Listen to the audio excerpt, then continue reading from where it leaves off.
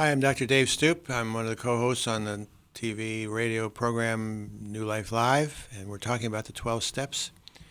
And we're now at commitment number 3, the commitment to make things right with others.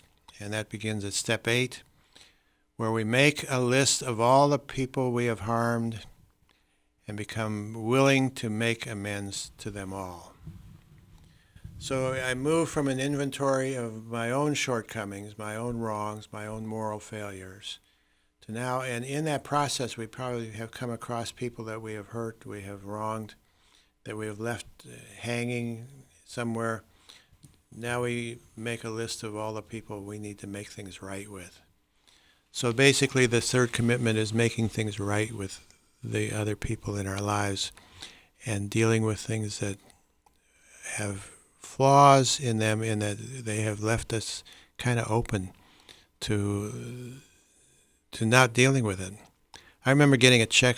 I remember I was a young pastor in Florida, and was responsible for the youth, and they had a Volkswagen, and I ended up with a dent on the back fender of my Volkswagen. And fortunately, my father-in-law knew how to fix it. He had a garage before he retired, and it was done and forgotten.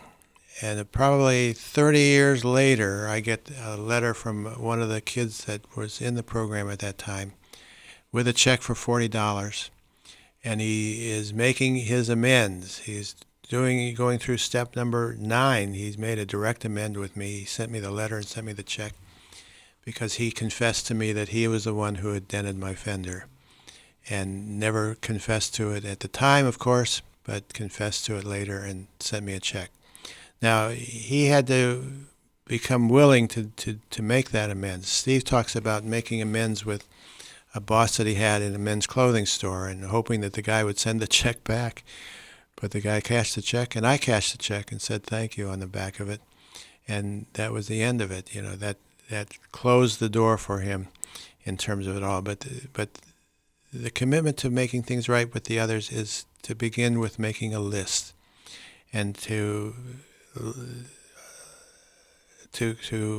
be willing to make amends where it's kind of clarified in the next step as to when we do and when we don't. But the important thing is to become willing to make the amends. Now, if you have some questions and you need some help, call us at 1-800-NEW-LIFE.